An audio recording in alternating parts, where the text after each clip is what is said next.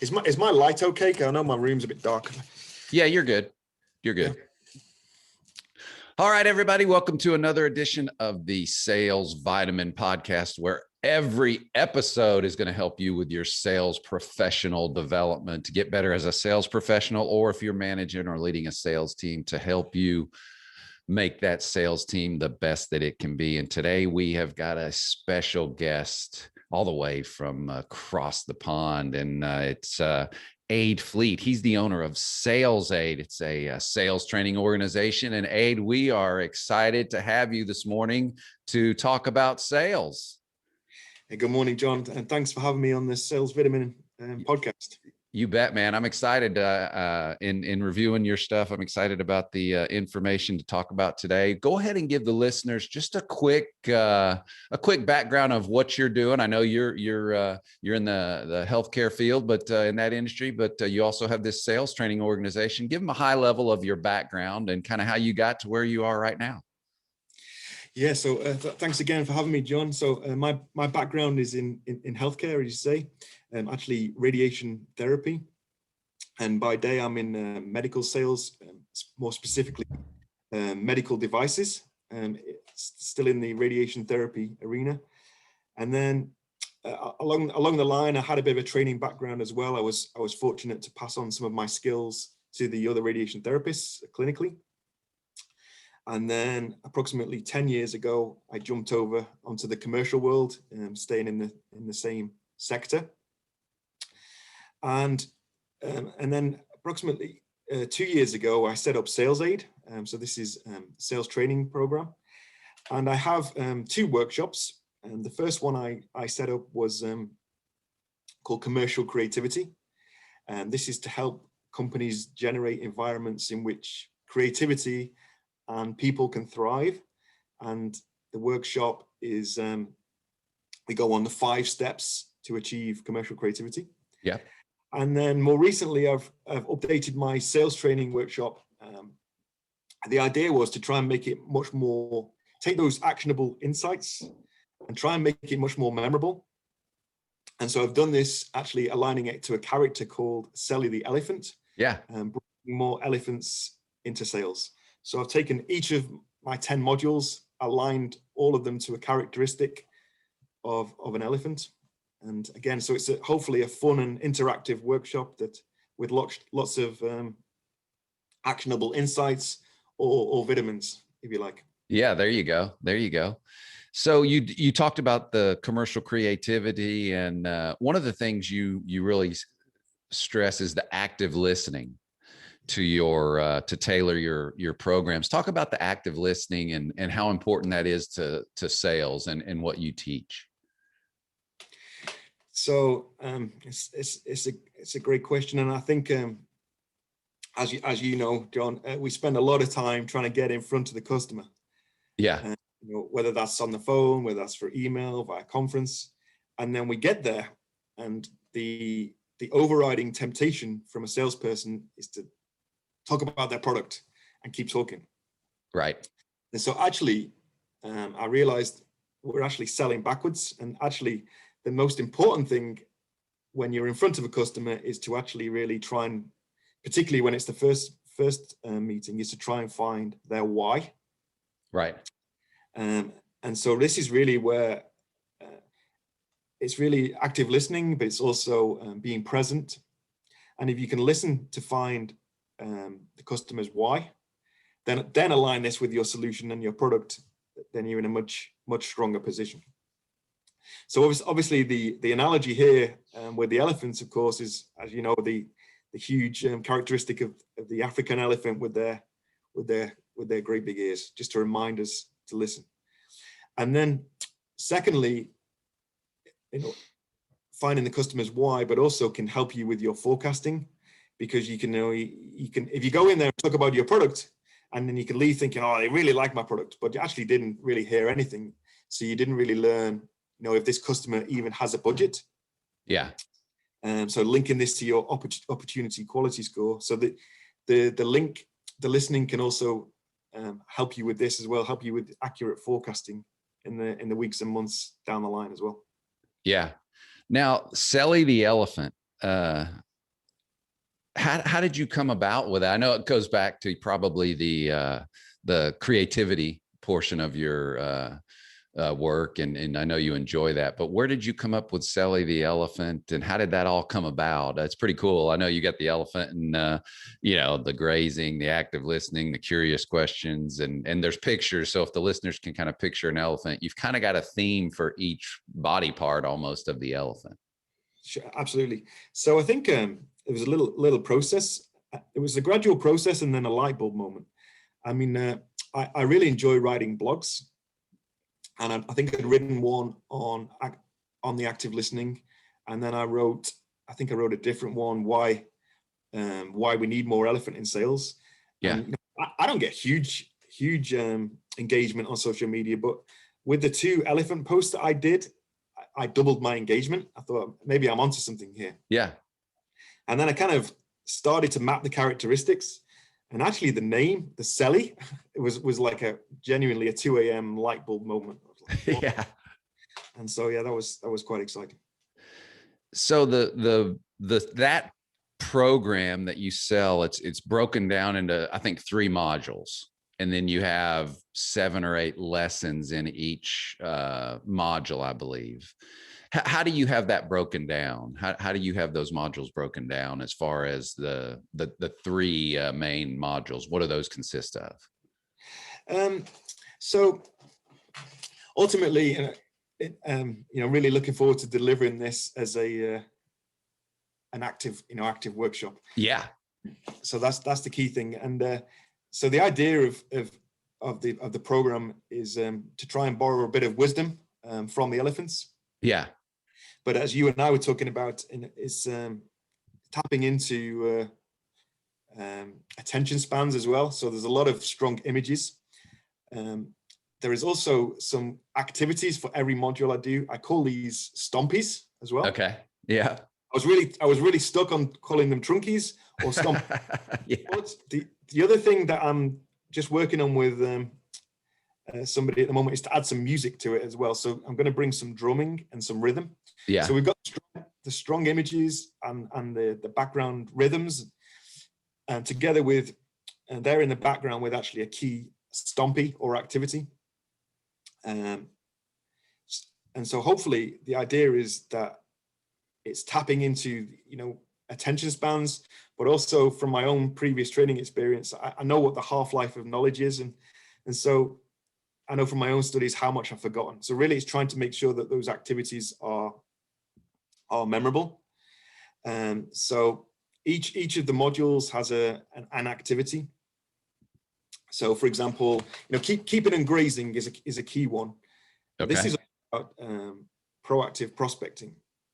Yeah. So, and actually, a lot of us in sales are terrible at this. When you've got a huge contract that's coming or an opportunity that's going to close, we stop prospecting. Right. And so the link here with the elephant is that they're huge creatures. 3 meters tall, 6 tons in weight, and they need to keep grazing, otherwise go hungry. Yeah. Yeah. Like 150 kilos a day. So that's the characteristic, but the activity is, keeping a record of your time. How much time do you actually spend prospecting? Yeah. So I guess I'm in the complex sales, and I in Q1, I would, if you're a dedicated sales professional, you should be spending like 75% of your time prospecting. Yeah. Maybe a little 2 quarters, 50%, and then even in that 4th quarter, when you're waiting for those opportunities to come in, still keep prospecting. So I think in answering your question, each of the modules, there's actually a total of 10 modules, has got a key stompy or an activity. Yeah. With applying strong images and a bit of rhythm and music as well. So you've really made it interactive. And did you find that making it interactive kind of differentiates your sales training based on, with your experience, the sales training you had in the past and the sales training that you've been to? What differentiates, this Sellie program? I think that's a really great question. I think I've actually been on a lot of great sales training programs myself. Yeah. And then when you're in the middle of them, you think, oh, this is great. You know, this is really good stuff here. But then you get back into your own world. Yeah. And you think, what can I actually implement from this, you know? Yeah. So really, the Sellie program is actually taking sales fundamentals and just making them and giving lots of actionable activities, vitamins, you know, key pockets of information that you can actually go away and implement. So I've been delivering this remotely, and I kind of promise like 10 takeaway messages when I deliver the program.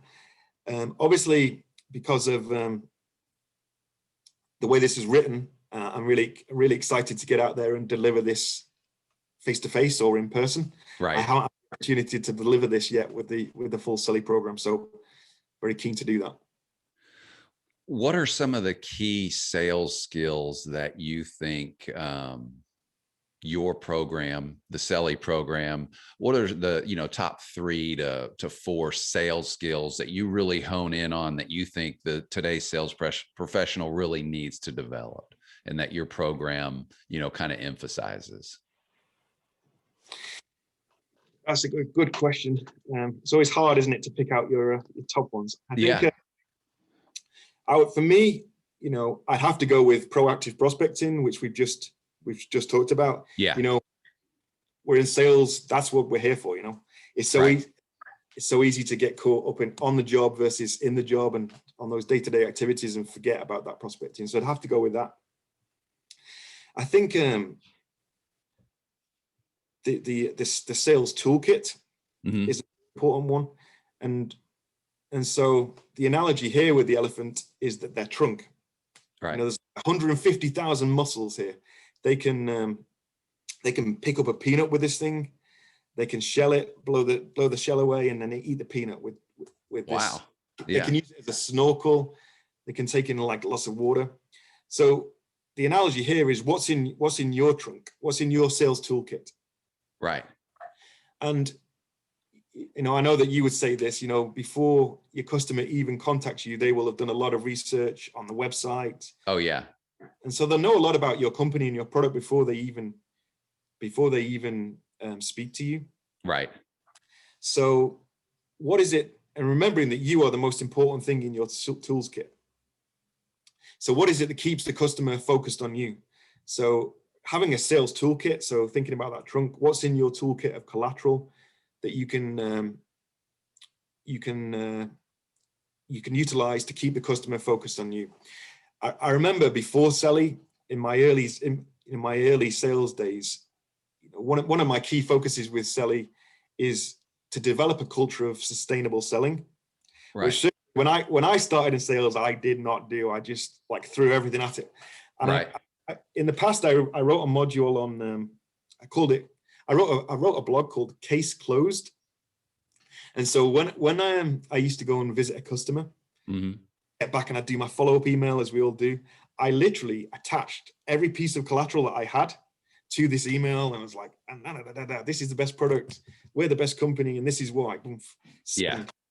I didn't keep anything back at all. So the customer, I didn't leave that customer with any curiosity and any reason to stay in touch with me. Yeah. So in answering your question, we talked about proactive prospecting. The second one is keeping that customer curious, and thinking about the collateral you have. Yeah. I think the third one I would go with is the creativity. So, you know, one of the challenges we have is that to prevent customer confusion. You know, I think often our competitors are saying exactly the same things that we're saying, you know, in terms of product features and benefits. Yeah. So how do you set yourself? How do you differentiate yourself, your product, and your company to your customer? And so creativity is really key throughout the whole sales process. Yeah. So the analogy I use with the elephant here is, you know, the proactive prospecting, they need to eat a lot. So we talked about 150 kilos of food a day. Yeah. They also drink a lot, like 50 gallons of water. And what goes in has to come back out again. So Yeah. how much food does an elephant do? Well, about 20 kilos a day. Wow. And within this is the seeds from all of the plants and the trees that they're eating from. And they can end up like 65 kilometers away from the original source. So the analogy that I use for the creativity is this. And one thing as well is just in terms of the bigger picture of creativity, is maybe it overlaps into my other workshop a little bit, but there's lots of different surveys out there. There's one from Adobe, there's one from IBM. When they survey business owners, always in the top 3 skills that a business owner is looking for, creativity is always one of those. Yet only 30% of people would describe themselves as having reached their creative potential. Yeah. There's a bit of a gap. Yeah. So yeah, creativity. So sales toolkit, creativity, and I think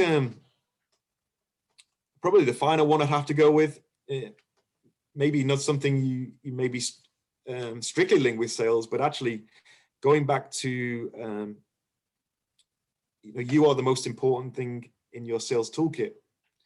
So I have a module called thick skin, and an elephant's skin can be up to 2.5 centimeters thick, and they roll in the mud to protect themselves from the sun.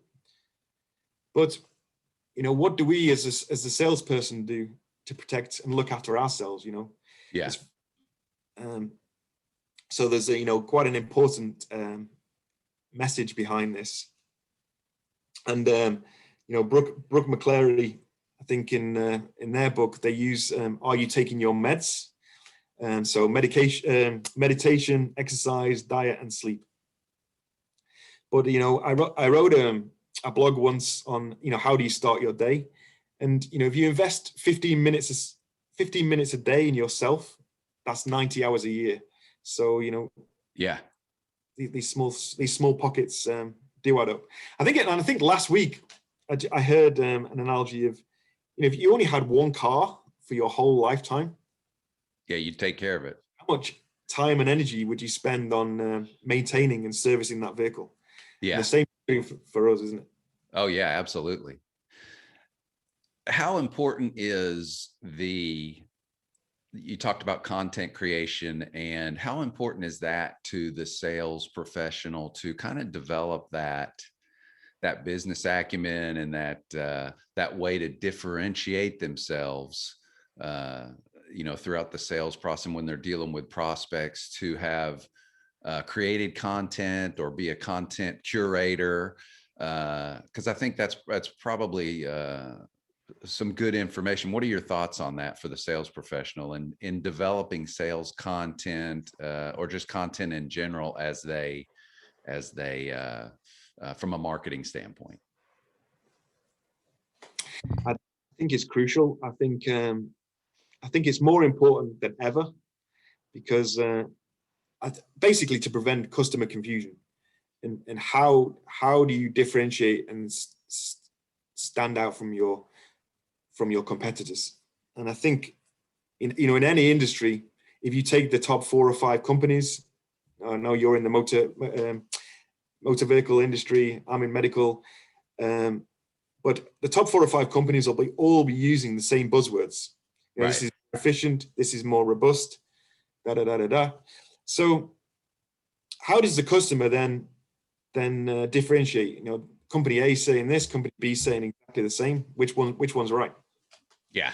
So really trying to find that edge, and trying to focus on the content, on the benefit rather than just the feature, it is crucial. And also, of course, in the day of social media, creative content as well can just get attention to your product and service as well. Yeah.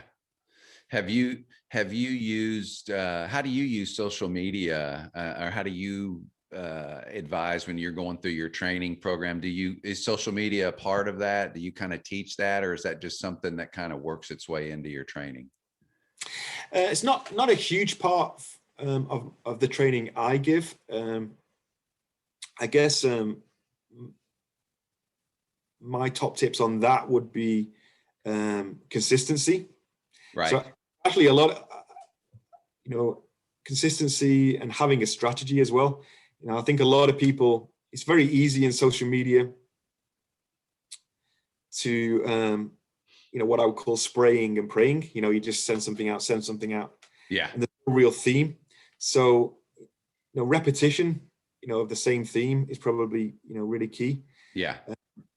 And going back to linking to your previous question again, it's all about differentiating yourself and having your own creative content.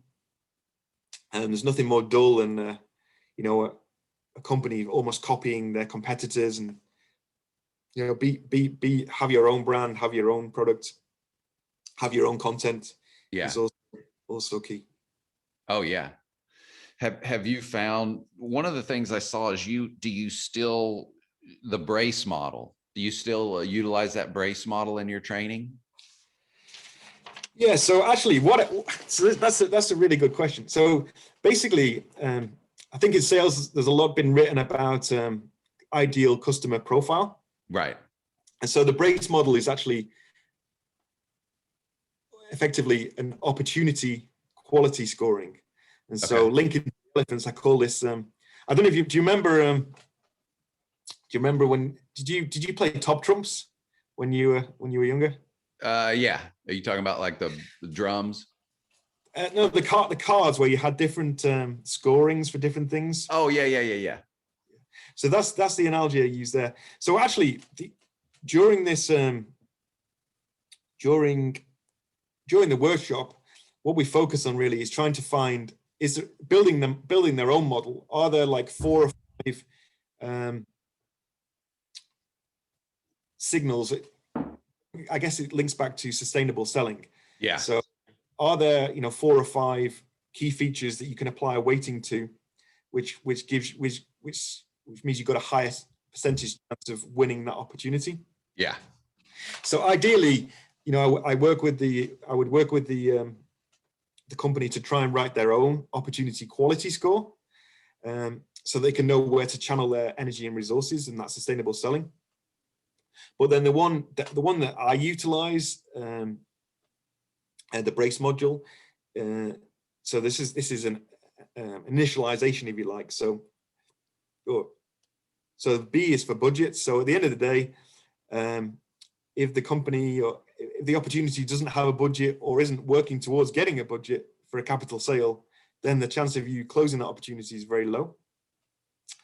The requirements, I guess, this links into the active listening. Right. So is the customer's why aligned with your solution, features and benefits? Right. The A is for approval. And effectively, this means, are you speaking to the decision maker? Yeah. The C is for competitors. So are you aware of who your competitors are? So I guess going back to one of your earlier questions, and what's out there on social media and how they're competing. Right. May you get an awareness of how to attack and how to defend, a bit like a battle card, if you like. Yeah. And then the E is for evaluation. So I guess, in terms of, you're in the motor vehicle industry. So half of the sale is going to be around that budget and finance. And the other part is going to be around the technical specs and the technical evaluation. So that's the model that I kind of use. And if you get, so then the second part of this, once you've got your model, you can then apply a weighting factor to this. You could, let's just say you could give 20% to each of those 5 points. Right. And if you scored 4 out of 5, then you've got an 80% chance of winning this opportunity. Yeah. And this also links to, this is actually part of a module called Elephants Never Forget. Okay. And so elephants never forget, but I know for a fact that salespeople do. Yeah. elephants have got a larger temporal lobe, so there is some truth in this analogy. But this model is then actually linked to your CRM, so Salesforce, Excel spreadsheet. Yeah. So is there a way of building your model, your opportunity quality score into your CRM, so that you can then weight your opportunities? And again, going back to that sustainable selling, where do you invest your time and energy? So Pareto's law. Yep. 80-20. 80% of your results come from 20% of your efforts, and that's really where what this brace model is all about. If you can tap into where you're getting those, where your top 20% customers are, and maybe actually increase that, then you're going to have a better return on investment of your time and energy. Yeah, so it's like a probability model that you're setting up for, really all your prospects, people that you really have a good idea about. And so it gives you a probability for you to kind of weed out and where you need to spend that time in the 80-20 rule there. No, that's pretty cool. I like that. I saw that on your website, the brace model. So I wanted to make sure you talked about that. What's the best way for the listeners to get in touch with you and to talk about Sellie and talk about the SalesAde? What's the best place for them just to reach out and get in touch with you? Well, obviously, first thing is to tune into your podcast. That's right. And so in terms of social media, I use different ones, but largely I use LinkedIn. So you can find me at Ade Fleet on LinkedIn. Okay. On Instagram at your SalesAde, and then my website is SalesAde, and it's .co.uk. Okay, nice. So all you listeners, get to that website or get to Instagram, get to LinkedIn especially, and check out Ade Fleet and the SalesAde, and you'll learn a lot about Sellie and the elephant part of sales. Last question here is, if you had one sales vitamin to give to the listeners today, and maybe it's an elephant vitamin, what one piece of sales advice would you like to leave them with? Oh, so this is even trickier, isn't it? But I think for me, one piece is keep your customer curious. If you can develop curiosity and then build trust with them, then you're going to get traction, and hopefully, start to win that business. So keeping your customer curious. So this links to your sales toolkit, and remembering that you are the most important person in your sales toolkit. Keeping that collateral, having it all together, giving your most important bits of collateral first, but keeping something back, keeping them curious. One thing I always do when I follow up with a customer is I always ask for something in return. Every time I contact a customer via email or phone, even that is something as simple as, I'd be most grateful if you can acknowledge receipt of this email, just so that I'm trying to develop a two-way communication all of the time. So in answering your question, maintaining curiosity. All right. So that's a great vitamin, great sales vitamin. Make sure you get that curiosity piqued, so they want to call you back or they want to reach back out to you and see what your service or product is all about and why it's different. Well, Ade, it's been great having you on today. A lot of great information packed into about 30 minutes, and need those listeners to make sure you reach out to Ade and get in touch with them. But it's a pleasure just connecting with you and having you on the show. And thanks, John. And I'm looking forward to listening to taking my vitamins and listening to future podcasts as well with other future guests. So thanks again for having me, John. You bet.